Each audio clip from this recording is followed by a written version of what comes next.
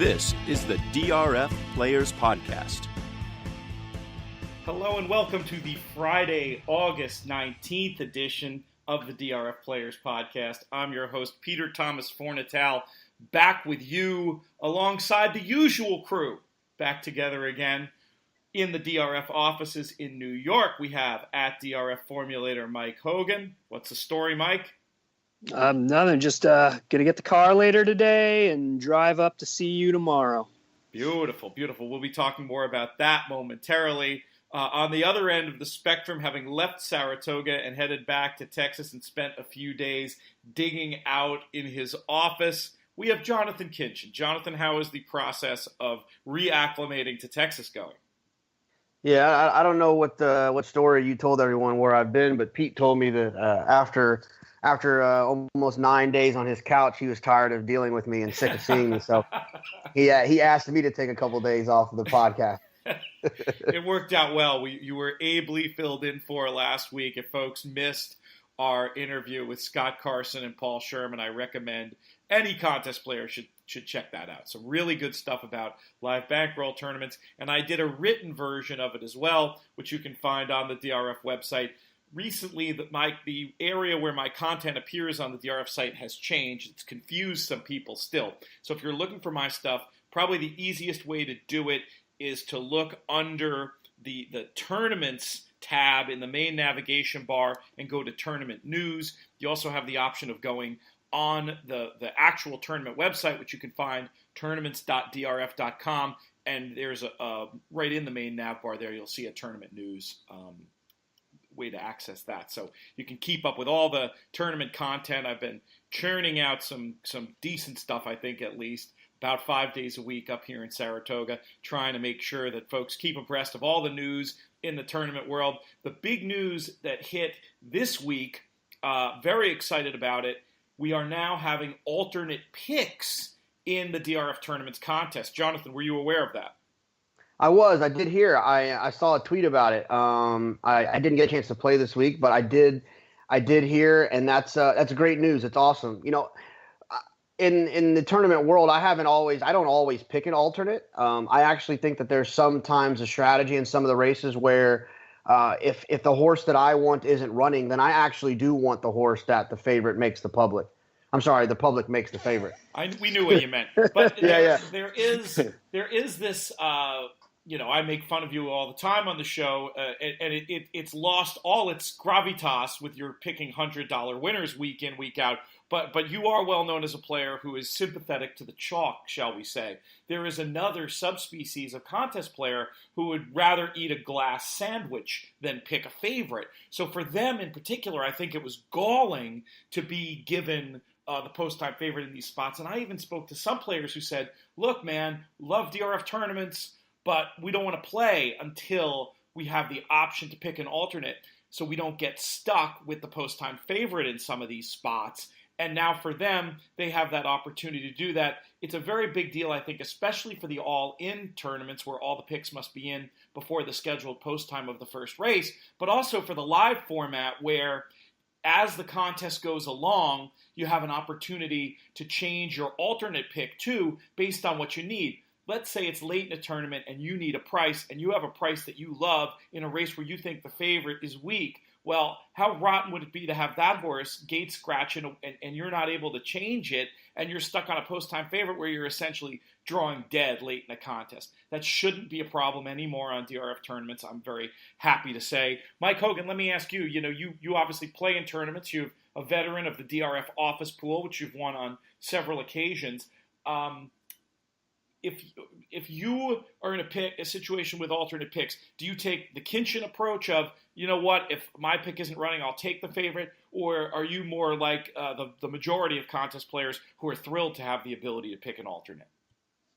Well, far be it from me to knock the NHC Tour winner last year and the guy who finished with 2 entries in the top 10 at the NHC, but I don't think I'd be taking Kinchen's approach, partly because in a contest format, like you said, Pete, I want the favorite to protect me, and I usually don't want a favorite in many cases, especially a favorite that I'm trying to play against. I mean, it's happened a number of times in a live money setting where in multi-race sequences, I end up scratching at the gate and end up with a favorite that I built a ticket to play against.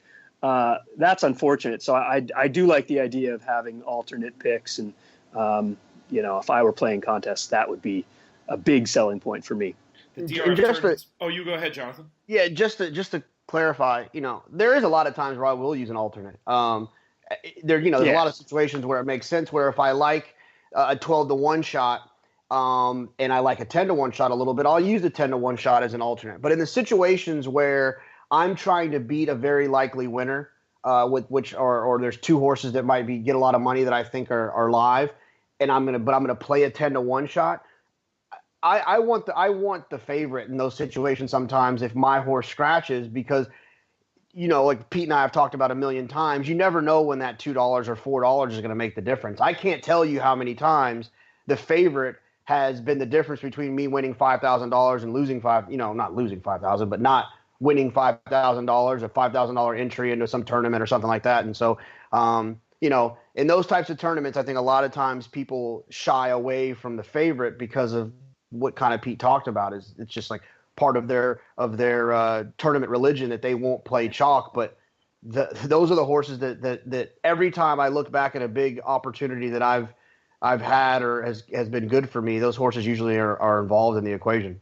And of course, you can keep yourself in that position by simply not picking an alternate or picking the same horse in the alternate slot. I haven't seen yet how the software works, but the great thing about this improvement is you can do it now either way, as opposed to having one solution foisted upon you. Mike, you had something else on this? Yeah, I just had a kind of maybe a newbie question for Jonathan. In cases like that, though, wouldn't you want your alternate to be to support your opinion of the race rather than leaving it up to the public to choose who you end up with if your primary pick scratches? Because sometimes there are a couple horses vying for favoritism. I might prefer one over the other rather than, just letting the chips fall where they may and ending up with the one that gets maybe a few dollars more in the win pool. Well, I think that sometimes and this is going to sound funny coming from someone who likes to consider himself an okay handicapper, is that sometimes my opinion on a race is not good. I don't have an opinion. And so I'm going to defer to who I think is probably the second best handicapper in the world. We all think we're the best. The second best handicapper, which is the public. And if the public finds that the horse is the favorite and I don't have an opinion, then I'm going to defer to who I think has a good opinion. And that's usually the public. That's a great point that Jonathan makes. And people might, I want to underline it just a little bit, because obviously we spend so much time and so much of the game is predicated on the idea of beating the favorite. And obviously in many individual spots, I think it's very healthy to have a disrespect for the crowd's opinion and a respect for your own. That's really how we make money in the long term, by picking our spots when we think the public is wrong. However, in aggregate, there has never been a better handicapper than the crowd. And what I mean by that is you have this sort of database of human knowledge that produces these prices in the pari-mutuel market, and the percentage of winners picked. Just again, when you're talking about it in aggregate, to pick one out of every three winners, to have the top choice win 50% of the time, it's pretty incredible. And so if you're in a spot where you, like Jonathan, have the humility to say, look, I don't have an opinion here, the idea of deferring to that sort of crowdsourced opinion, it's actually a powerful tool, and it's something that I think you don't want to get too sucked into it, and you don't want to, because if you start just thinking just like the crowd, you can't win at this game in the long term. But just to have a little bit of respect for the power of that opinion in aggregate, I think is a wise thing to underline. Makes sense to me. let's move on. We have one more tournament question. We have two questions that came in from Twitter this week that I wanted to mention. The first one comes in from a young man who lives not too far from Baton Rouge. Had kind of a rough week down there with the flooding and everything. I thought the least we could do is get his question on the air here. His name is Grant LaGrange, and Grant had a question about the future of the National Handicapping Championship and whether or not we, Jonathan, thought that it might be a good idea to incorporate some sort of live bankroll element into the National Handicapping Championship, since it really does seem like the way the wind is blowing in tournaments overall is towards live bankroll. I'll just ask you point blank, what do you think of that idea? No, I think that it needs to stay the way that it is, and it's funny that comes up now.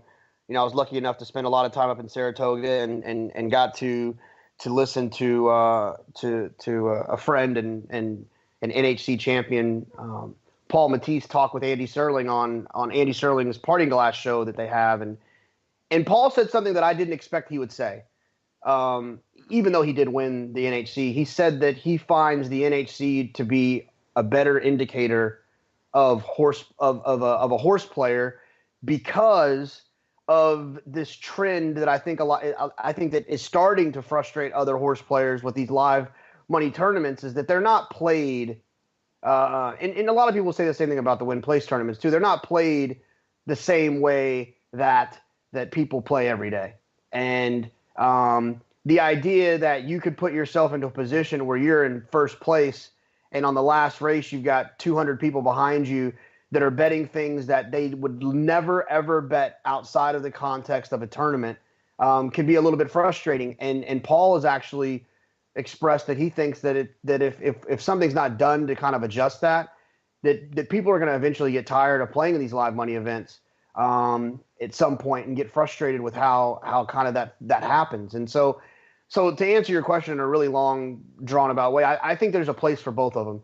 I think that we've talked about before, the BCBC and the live money tournaments emphasize your prowess as a bettor, not the last race.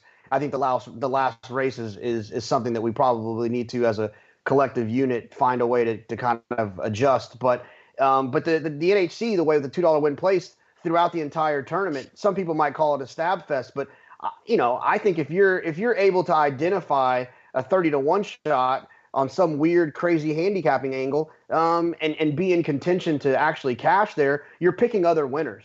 If you just pick 60-1 shots on every ticket, you're not going to make it to the final table. You're not going to make it to the final 50. You're going to hit one or two of those. You're going to be in contention, and you're going to miss on the rest of them. So I don't think it needs to change. I think that it's perfect the way that it is, and I think that they'll continue to keep it that way.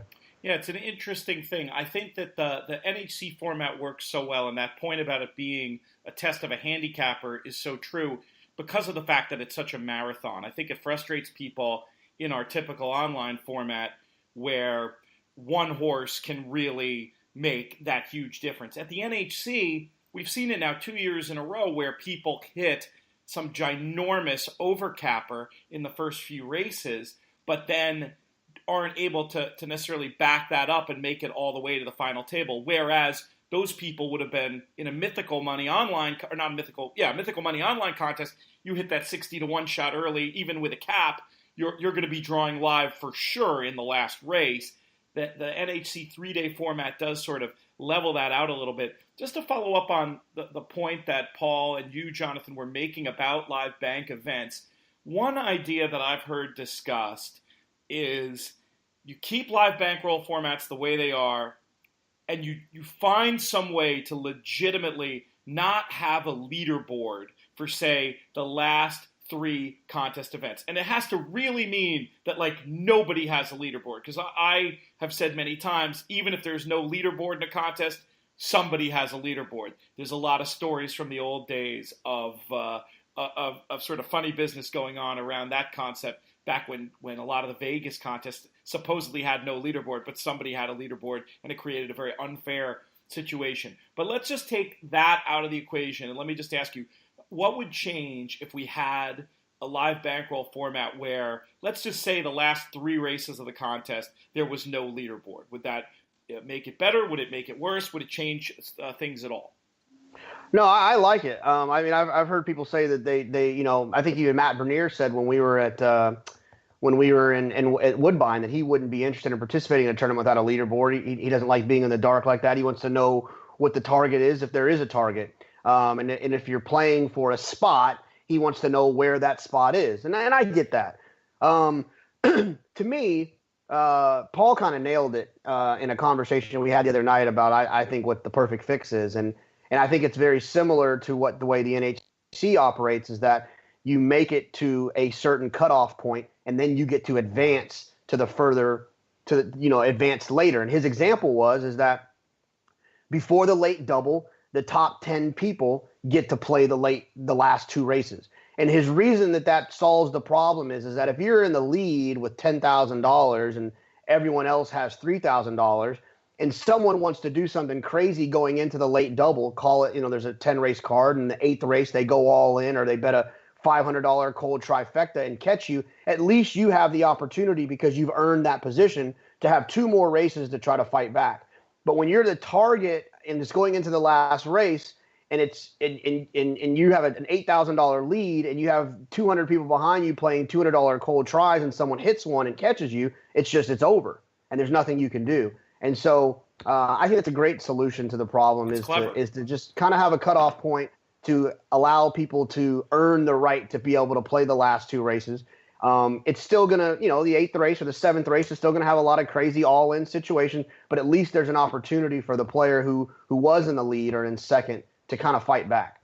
Yeah, and I think what I like about this idea is that from a racetrack perspective, they want people to turn over their money, obviously. One of the reasons live bank contests have kind of taken over is the way that they affect handle. We saw it last week at Saratoga. I still haven't seen all the numbers, but they're turning over more money than they would for having the contest there. And a lot of that has to do with the putting pressure on people to go all in late. But to be able to do it in such a way where that person who'd earned the advantage of being in the lead late in the tournament could fight back, it's very interesting. I think it's a conversation worth having with somebody like Nate Newby, who's been so much at the forefront of the expansion of live bankroll tournaments. Be very curious to see what he thought of that idea. And I think we have a column idea for me for next week too, which I always appreciate. So good on you for bringing that up, Jonathan. I think it's a cool idea and one worthy of further exploration.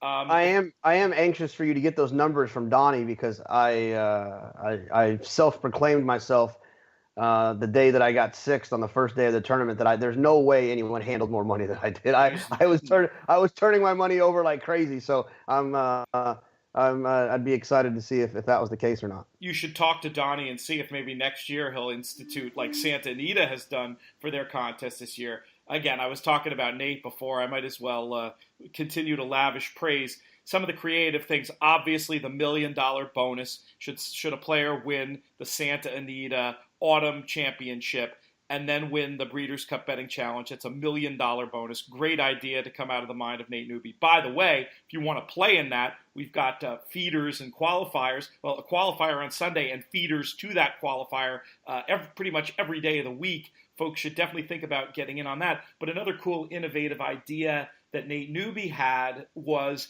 to award a prize to the player who handled the most money. I don't know if Jonathan was confused, thought you were playing at Santa Anita when you decided to go all in 5 times last Wednesday, or if it was just you being in touch with the kind of aggressive player you are. But obviously, a rule like that would certainly benefit you. You think we'll see more stuff like that? I would encourage it, for those types of guys. I mean, for live money, directors that are running these tournaments, I think it's something that's only beneficial for them and what their goals are. I mean, their goals are obviously to get horse players to the track and to generate handle, and I think that those things will definitely help in that regard. All right, well, it's a story to continue to watch as handicapping contest formats continue to evolve. As always, if you have questions about tournament stuff, you can find me on Twitter @LoomsBoldly.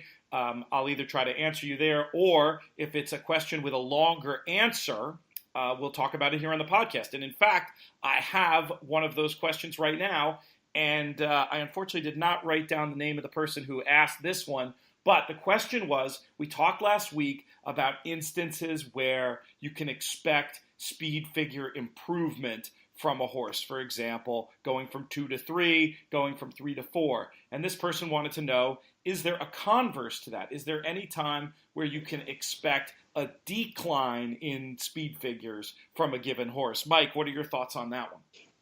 Well, I don't know. That's kind of tough. I mean, obviously, as horses age, and they get to be 8, 10, you see some horses that are even 12 still running on the track. Maybe they aren't as fast as they were at 3, or they don't have the early speed that they did at 3 or 4, but they might have more stamina. They might be more of a grinder, and in some ways it goes back to the trainer and whether you trust the trainer, especially if a horse is coming off a long layoff. You've got a couple times Wise Dan as an older gelding was coming off of a longer layoff, when he was 7 and returning from a layoff, when he was 8 returning from a layoff. You had to, as a handicapper, decide, was he possibly going to lose a step? If so, how much was he going to lose, and whether that was really a factor? I would say it's possible. For me personally, it's much less of a handicapping factor than the converse of that, which is that potential improvement. I think that's pretty well said. Jonathan, anything to add? No, brain is racked. I've been thinking the entire time Mike was talking in some way that I would expect a decrease in a figure. I mean, the only times that I can expect a decrease in figure, or I would look for one, is not so much of a an age situation or something like that. But there's two ways, I guess, is that with a trainer who obviously doesn't have a horse cranked, and that race is not the target. I guess you could expect coming off of a break that that horse is going to probably run a decline figure from what they ran previously. But I think that's just kind of assumed. So I'm not really sure if that's the handicapping kind of trick that the question asker was asking. The other one would be in a situation where there was a speed bias that day on that track, and the horse got 100 figure on a golden rail, and then he was inside, and now he's going to not have that advantage, and his figure should decline from that. So those are the only real times I could see it. Those I'll are add another great one. answers. Yeah. What else you got, Mike? When a horse was getting a favorable setup in a previous race and doesn't appear to get a similar setup in the current race, that's just kind of pace dynamics 101. If a horse is loose on the lead in a race where there was seemingly no other speed, and now they're in a race where there's a ton of early speed, and they're likely not going to get that kind of lead or not get an easy one, that's absolutely where I would expect a decline. But if I was understanding the question asker, I thought it was more to do with a natural progression in terms of age. But yeah, I mean, I think there are probably also a few other ones that I could think of.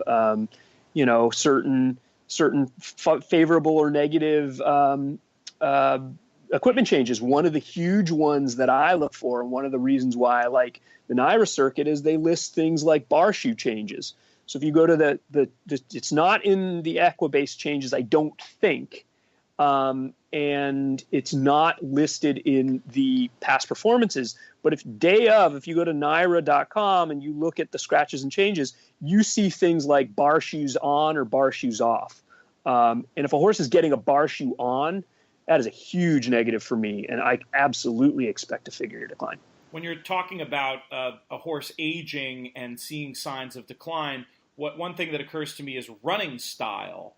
You'll often see as a predicator of a horse who's going to decline in their final time figures they're running, a lack of early speed.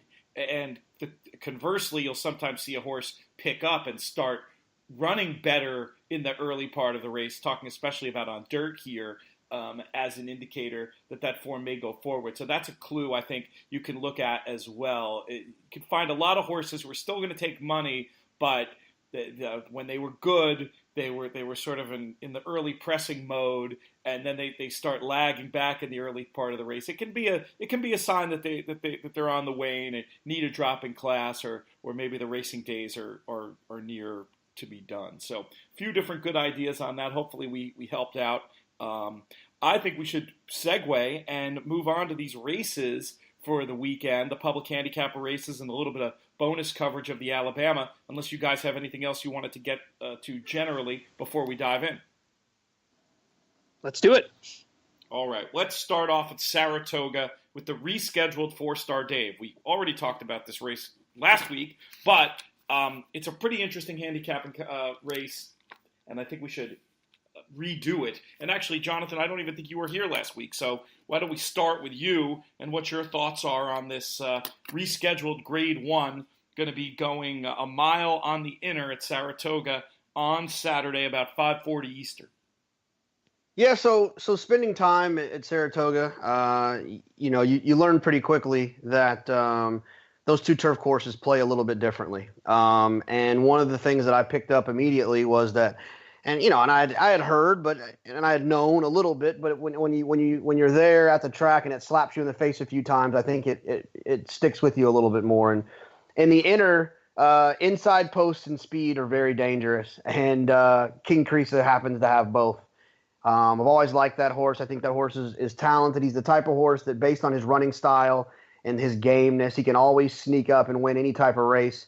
I know that he might appear to be a little outclassed here, but maybe that's not the case. And I definitely am very interested in him. Our friend Travis Stone tweeted, with all his morning line work he's been doing, he tweeted the other day that the 1 mile races on the turf at Saratoga have been the most random results. I think the average winning price is like 11-1 or something like that. So taking a horse like Tourist or Takeover Target on a firm surface with an outside draw when it's been publicized that he likes to be covered up, I'm going to look for something else.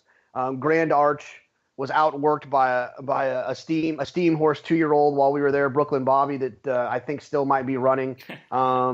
I want King Creesa in this spot. There's a lot of reasons I can be against a lot of these horses, no pun intended, and I'm going to go with King Creesa on the inside.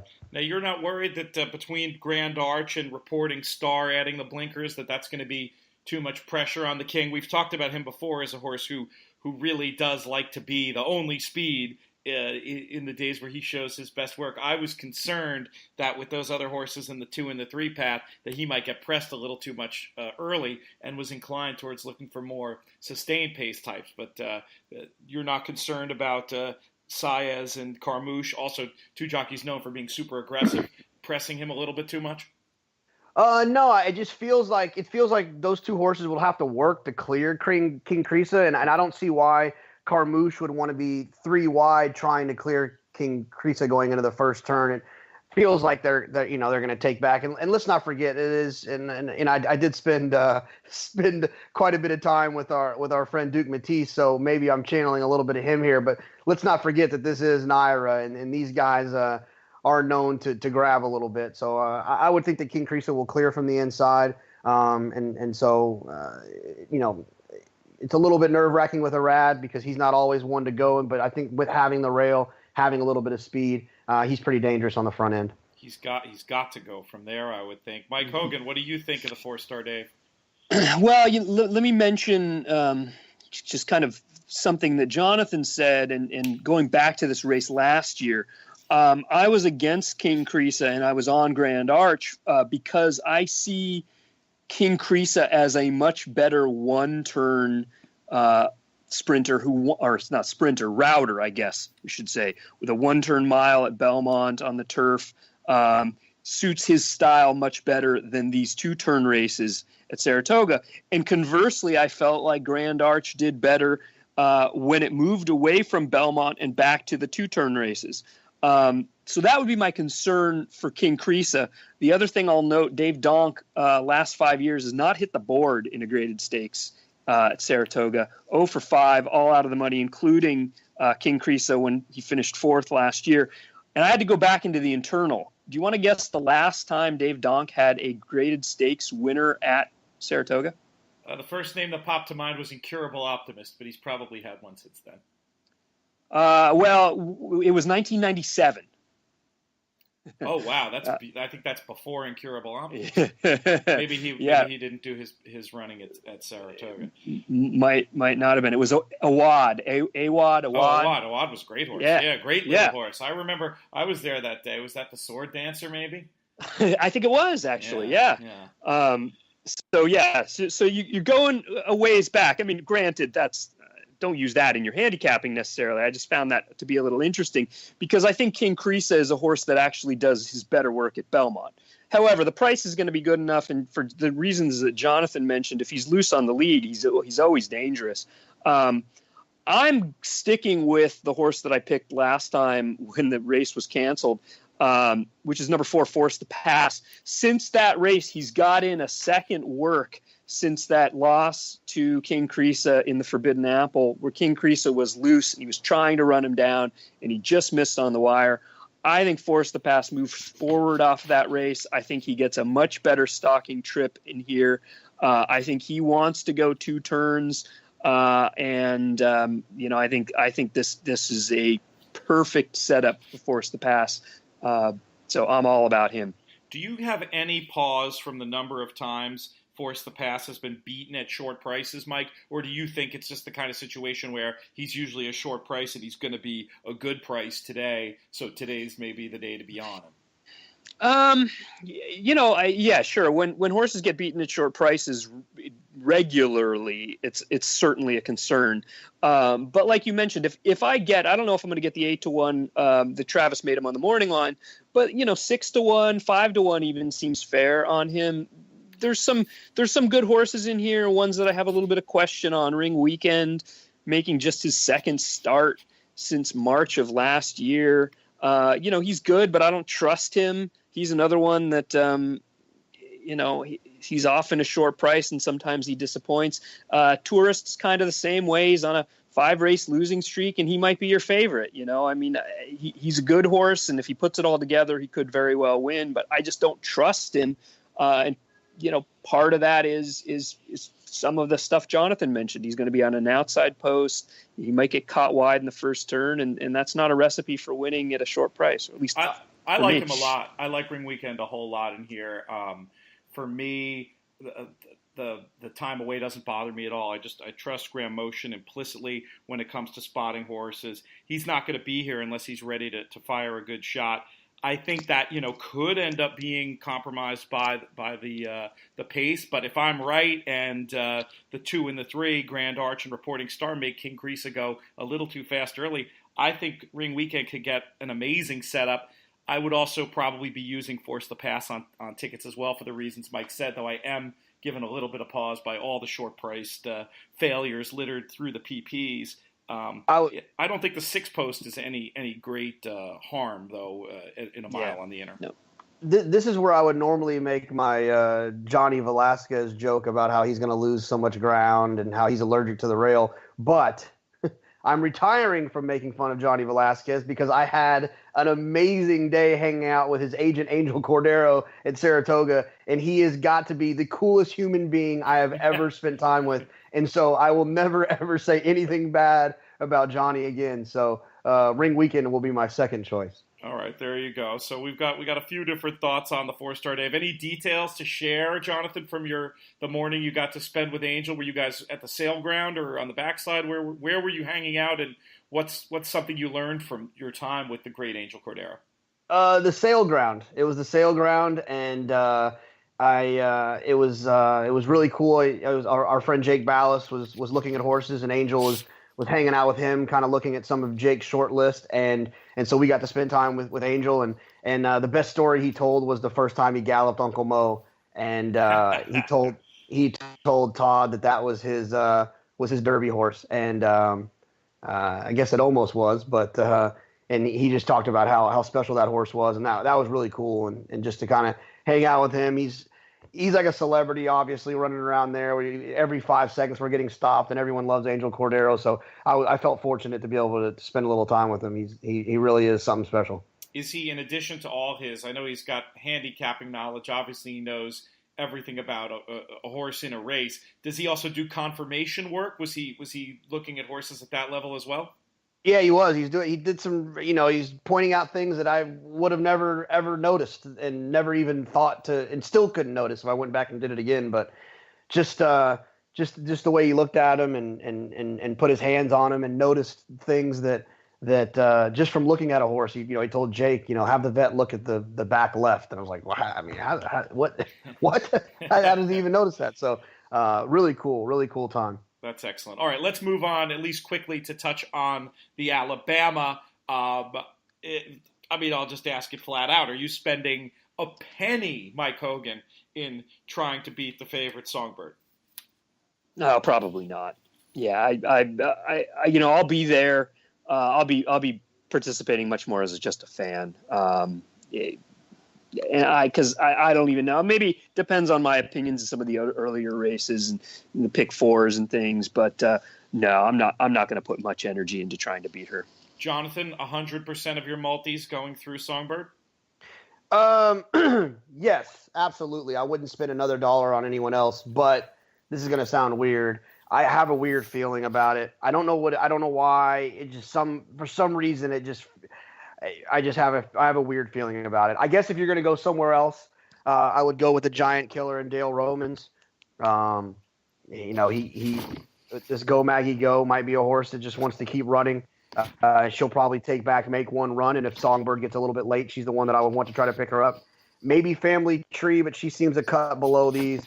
Like I said, I wouldn't spend a dollar anywhere else, but Songbird for some reason gives me a little uncomfortable feeling that somehow something could go wrong. Reminding you perhaps of a week later last year, you're picking the Roman source to beat the Super 3-year-old. Is that what you're thinking? Yeah. Well, just a clarification, I'm picking Songbird. I don't want to take any undue credit if something negative happens, but it just feels weird to me for some reason. It just feels weird. I know she's a freak. I know she's special.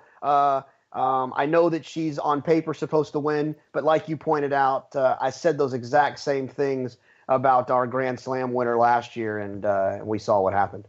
Well, for what it's worth, I'll be running 100% of the action through Songbird, and we'll see if she can whistle past the graveyard of favorites once again. Great line from Larry Colmus last time she ran. What else you got, Mike? I'm gonna throw in a crazy one here.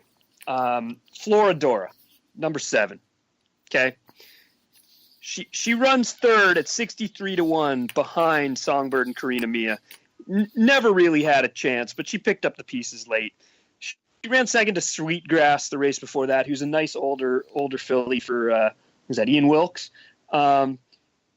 She seems to be coming around, and notice that she's adding blinkers for this race. Since the Coaching Club American Oaks, she's had 2 works. They're significantly faster than any of the work she's ever had before. I got to imagine those are with those blinkers. I don't know if she's good enough to beat Songbird, but there are crazier horses to use underneath in a race like this. She might be running late. You've got a few horses that might try and go early with Songbird. Maybe there's a crazy pace that helps it set things up a little bit for Floridora to get second or third, help round out the try. Somebody's got to run second or third. Let's move on to Del Mar, where, boy, we have a mouth-watering contest to discuss in a few minutes, and I don't want to give that one short shrift, so maybe we should go a little bit quicker through the Del Mar Oaks and Del Mar Handicap, but we'll start off in the Del Mar Oaks. We'll hand it back to you, Jonathan, our resident Del Mar expert. What are your thoughts here? Actually, rather than give a pick, I want to ask you first about the pace scenario in here, because I found it maybe a little bit tricky and wasn't quite sure. Who do you figure makes the lead in here? I would guess it's going to be... I would think it might be Lady Velour on the rail, but then I wouldn't be surprised if it was maybe Mocat. It's not a very clear picture, that's for sure. It's tricky, and especially going a mile and an eighth, you never know what you're really going to get. I'm not 100% sure. I'm a little bit embarrassed that I don't know. I don't think this is a shoot race. I think the mile and the 16th is the one where they come up. No, this is a shoot here. Yep. Okay, yeah, they're out of the shoot, which is always a little bit interesting because there's kind of that third turn. So horses can kind of have to pick up the bridle a little bit to navigate some position there early. regardless of the pace scenario, I'm on Barley Sugar. We have a friend in Eddie Freeman who before the last race told us that I just think she needs it. I think she's a work short. And if you watch that replay and she was a work short, then I don't see how she loses here. Last time was first time U.S. I think she might be a little bit ignored because it's Eddie Freeman. Not that people are running to the windows to bet him. So I that's where I'm at on this one, on the improve off of that last effort. Harmonize is going to take some money. Mocat's going to take money. And I think that you could get that 5-1, if not better, on Barley Sugar. I thought that it was a little bit of a setup there in that race. And I was thinking that's kind of the situation where a horse who's a work short, who can just sort of gallop along and have the race come to them a little bit. And I just have noticed historically that Sir Michael Stout doesn't usually give up on the good ones. Those were my two concerns there. But that's interesting to know that she could also be taking a step forward here based on based on the trainer information. Mike, what did you think of? Oh, you go ahead, Jonathan. Real quick, my little foreshadowing. My theme for the day, at least twice, is going to be the phrase "a work short." So a little foreshadowing for later. I like it. Mike, what do you think of the Del Mar Oaks? Well, I'm kind of surprised because I looked at this race and I said, "Oh, Decked Out's in here. There's Jonathan's pick." And then I went to the next horse. Mocat's in here. There's Jonathan's pick. What's he gonna do? And he picks another horse, and he hasn't even. Now you have a trifecta box. We'll send it back to Jonathan for a second, just because he has professed his love for both of those fillies multiple times on the podcast. Was last time the time for Mocat, or do you expect a step forward? And what about your old friend Decked Out? Oh, I mean, you sure would prefer to have 7-1 on Mocat.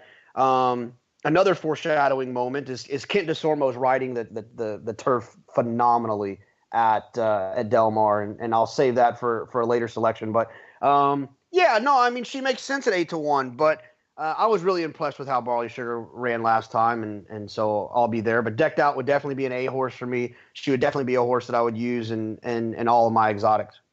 All right, Mike, what are your thoughts? I got a crazy one here.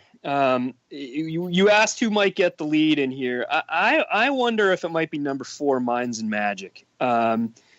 She's only raced on the turf once, and that was in her debut sprinting against the boys at Kentucky Downs, where she ran 4th to Aeroforce at 6 furlongs, when she probably wants a little further than that.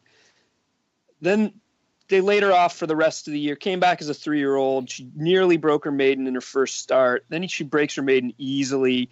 Then she walks through the N1X, and they try the Indiana. Hey, Mike, we can read the PPs too. Okay.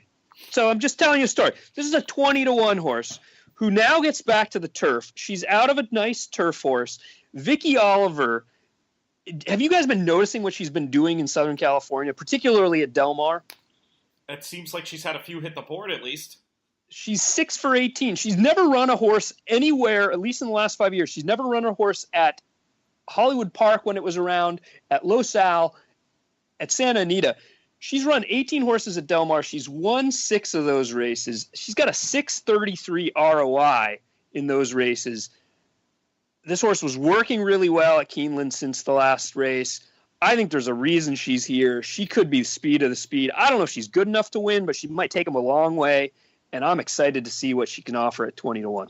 I like that idea of her possibly making the lead. That's definitely intriguing. My read on this race is so much more boring than your guys. I just thought that 2 old friends, Harmonize and Tin Type Girl, I don't know in terms of how the pace is going to shake out here. It does give me a little bit of pause, but I was going to have both of them as A's and hope to get out of the Del Mar Oaks alive. Let's move on to the Del Mar Handicap. Mike, will send it right back to you for your thought on this one.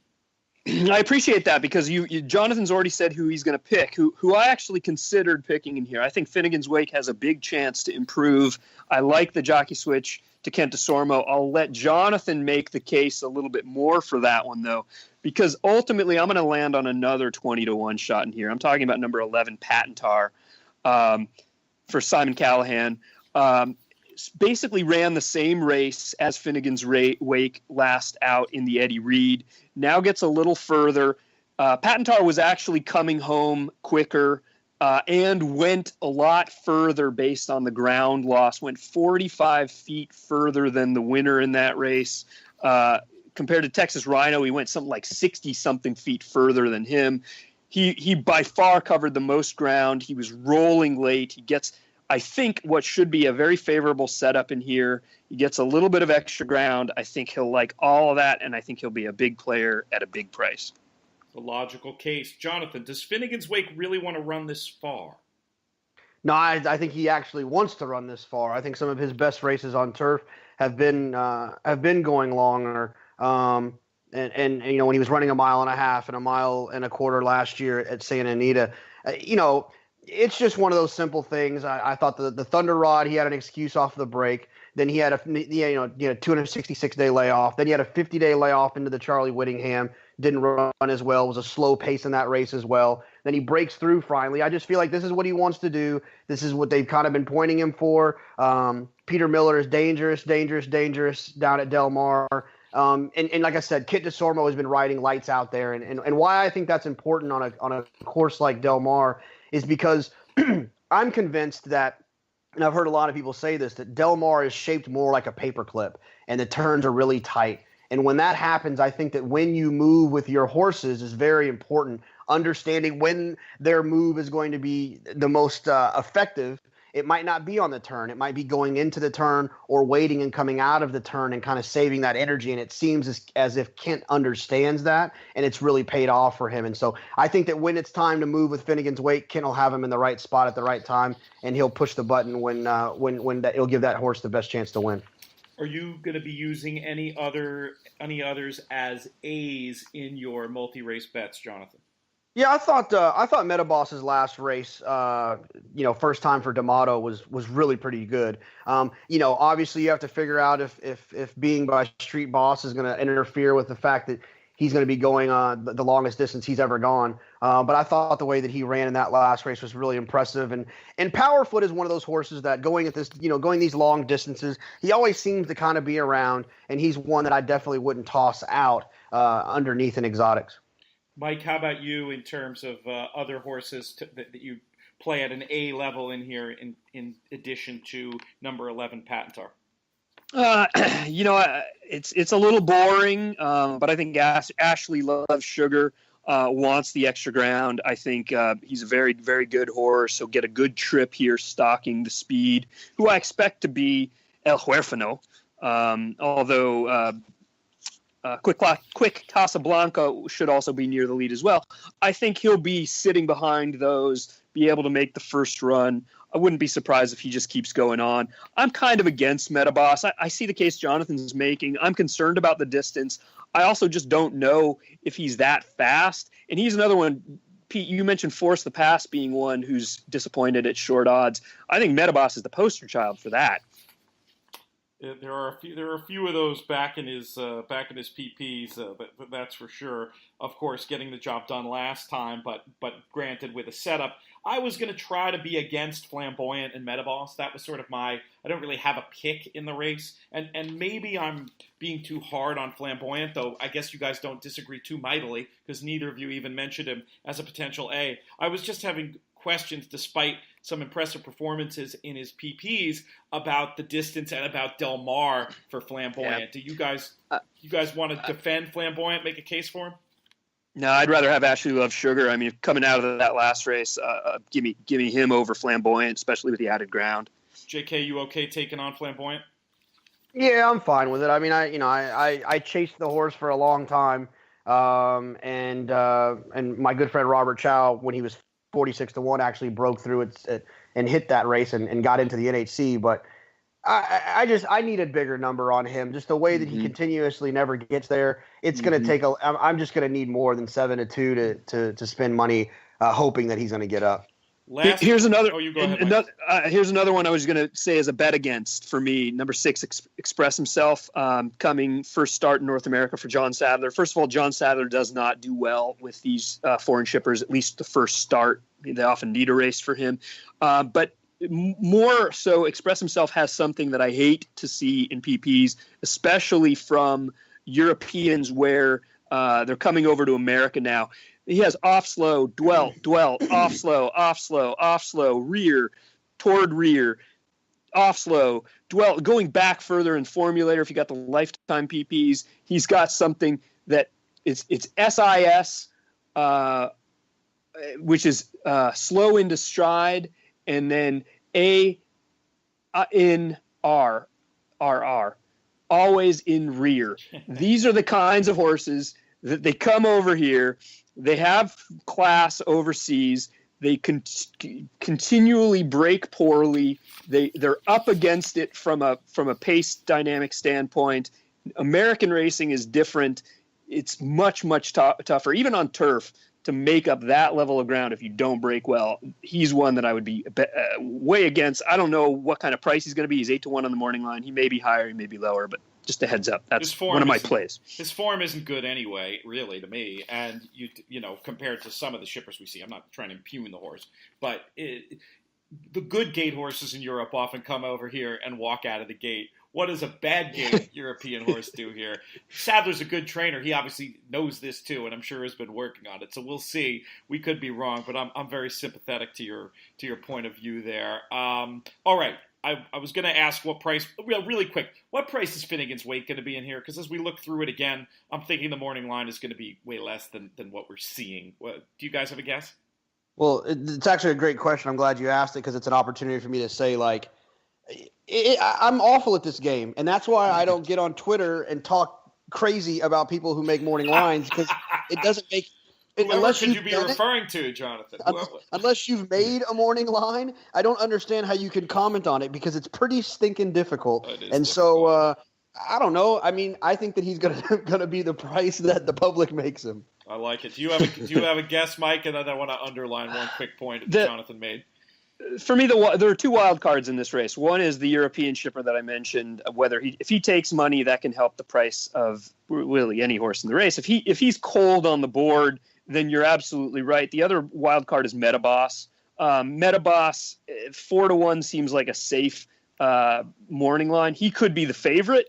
He could be 6-1, making his first Grade 1. Grade 1 debut. He's class challenged. So it just depends on how the public sees him. But all things being equal, you're right, Pete. I would bet like 6-1 seems more fair for Finnegan's Wake. I'd still take the under, but we'll see. We'll see what happens.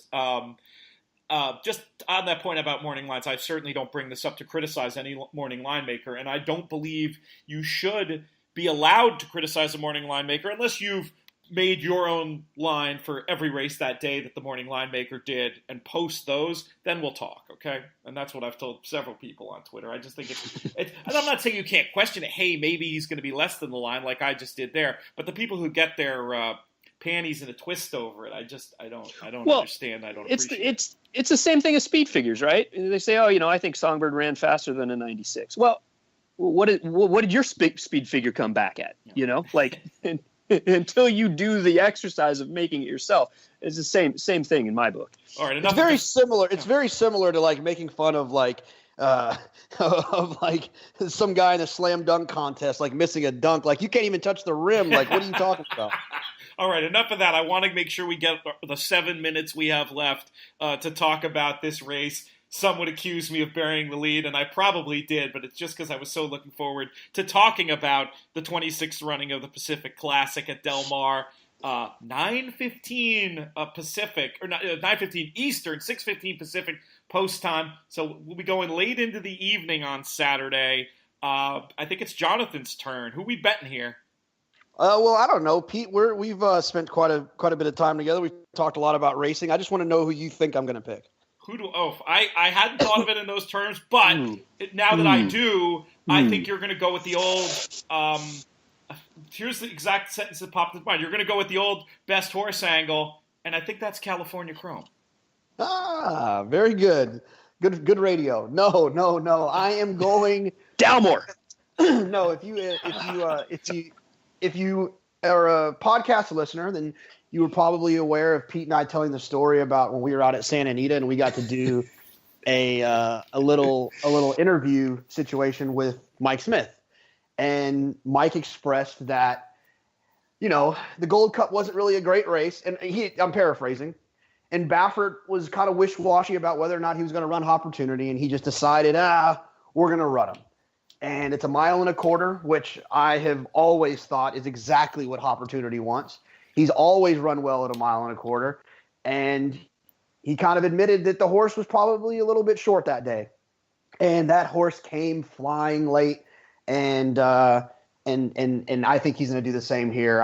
I've said a lot of times how, good horses get run at, in these situations, horses get engaged earlier than they're normally used to getting engaged.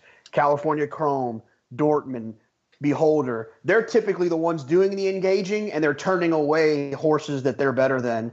And at some point on the far turn, they're going to be engaging one another. And when that happens, I think it's going to set up perfectly for Opportunity. The rail has been dead the entire meet at Del Mar, and unless they fix that, Opportunity is probably going to be running on what I would say would be the good part of the track. And I think he's going to pick up the pieces. I think you can look for a negative in every one of these horses. I don't think Dortmund wants to run this long. California Chrome, regardless of I've heard Twitter chatter whether he likes the rail or doesn't like the rail. He doesn't. No like matter the rail. what, He does not like the rail. It's a disadvantageous post because it forces Victor's hand on what he's going to do with the horse. Beholder, I think that she's probably the most likely of the big three, just because I think it says a lot about the confidence that they have in her with Mandela bringing her back, because I don't see any reason why, if she wasn't right, he wouldn't skip the race. But I think it's going to be Opportunity. I think he's going to pick up the pieces, and I'm pretty excited about it. I probably could have guessed that. I love the horse for underneath, but I just couldn't see him beating all three of the big three. So I was thinking he might be the key to my wagering for all the reasons you said, Jonathan. But just like in the Dubai World Cup, where he was an excellent underneath key, wasn't smart enough to use Move to Hige, unfortunately.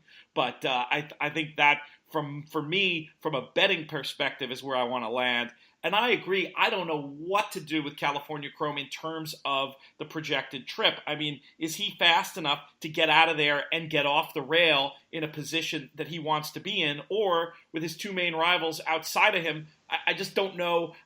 The races that I'm really happy about betting to win in, you can sort of see the picture of exactly how it's going to unfold in your mind before those gates open. I don't have that vision here. I do have that vision of Opportunity, grinding along late like he almost always does and getting a piece of it. But I don't know who is going to be in front at the wire. Mike Hogan, can you make the picture any clearer? Boy, this is another race kind of like the Alabama, where I just don't really have an opinion that I can see making me a lot of money. I think California Chrome is the best horse in the race. I think he's the most likely winner. I think the rail, though a concern, is not the death knell for him. He's got a couple horses to his immediate outside who don't necessarily have a ton of early gate speed. I'm assuming War Story is not going to try and do what he did in his last race at Thistledown in the non-winners of three allowance race and basically try and wire it. I'm guessing it's the War Story of old, who's 11th or 9th early. Opportunity, he'll be able to break in front of them. He'll be able to get out, get position. I think Victor has the whole length of the stretch to figure out what he wants to do and where he's going to be before the first turn. I don't necessarily see him getting pinned in. This is a horse that has positional speed. He's good enough to make his own trip. I think if you conjure up a scenario where he loses, it's that sort of thing. And I don't know. I think he might just be better than these. You've been a big Dortmund fan in the past, Mike. Would you be using him as well? I'd be using him more than Beholder. But I really feel like last time was the time. If you were going to get California Chrome, it was last time in his first race after Dubai when he maybe wasn't as cranked, where that wasn't, look, the San Diego was a nice win for Art Sherman and California Chrome team, but that wasn't the goal, all things being equal. I mean, you could say the same thing about Dortmund too, but I think Dortmund had a much better shot of beating him then than he does now. and it didn't happen. So it's hard for me to make a case. I mean, unless the rail's a bigger deal than what I'm thinking, it's hard for me to make a case of Dortmund being able to turn the tables on Saturday. I'd be real hesitant to put any to bet with any confidence from this point of view about what that rail's going to play like for a day like this. This is their marquee day. Racetracks have been known to do all manner of things, especially when it comes to creating a racetrack that's going to flatter a legend like California Chrome. Watch carefully. I'm not saying it's impossible that the rail could still be off. I'm just saying I think it's almost more likely that they'd level things out. So I'd just be very careful about that, and I would definitely look at trips very carefully throughout the day on Saturday at Del Mar. You'll have however many dirt races before this one to figure something out. Do you agree with that, Jonathan, or are you pretty confident the rail's still going to be not good? No, I mean, what you're saying is definitely true. I mean, they will flip a track on you.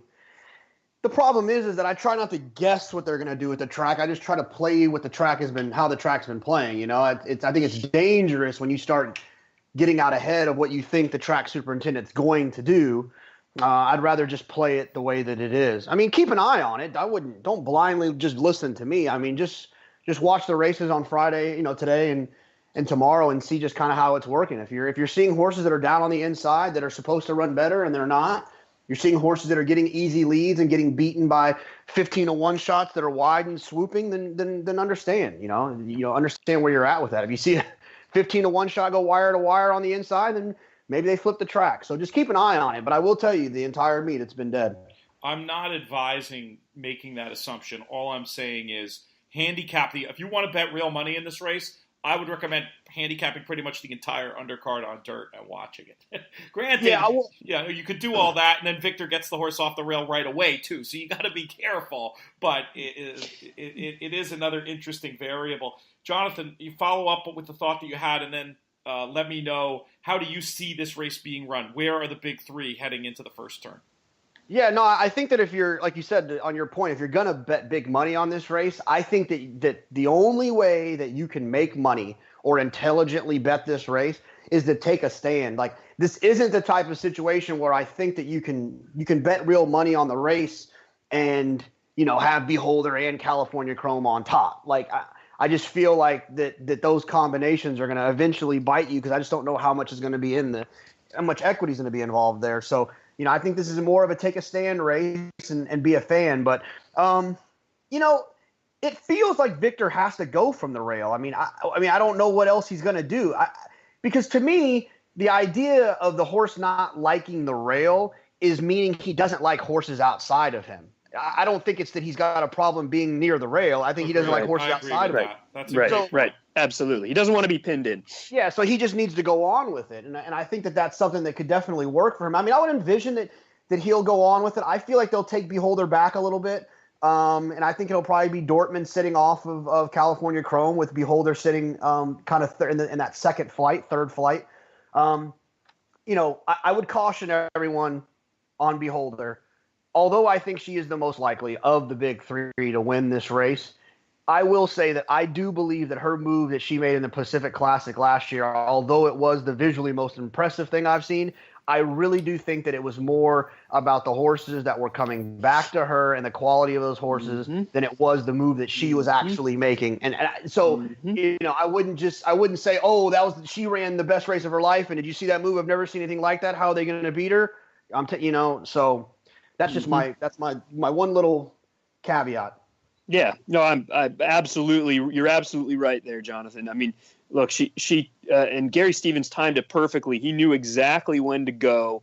If I remember correctly, it was Bayern, who at that point wasn't Bayern anymore, and Midnight Storm, who was a fantastic horse, but on the turf, completely on the wrong surface. They both gave it up, and Gary took advantage of it. She ran the best race of her life, and as Andy Beyer says, you get the biggest figure when you get the most favorable scenarios, and that was a very, very favorable scenario for her. I would be surprised if she gets anything like that. in this Pacific Classic. So you'd go so far as say you're anti-Beholder, Mike? I wouldn't say I'm anti. Look, I think she's a fantastic mare, and I wouldn't be shocked if she wins.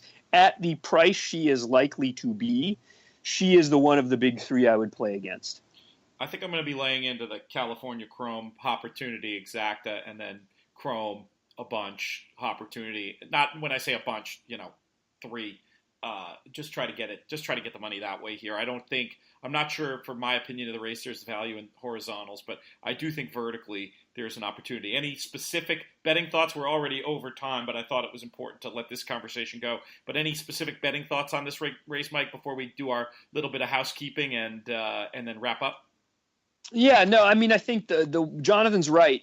Take a stand and then bet accordingly. And that stand could be the top 3 are going to run 1, 2, 3, but take your stand. Don't just box them all, because you're going to lose equity. You're going to have 5 losing bets in a box try. Weight it, or even hit it cold.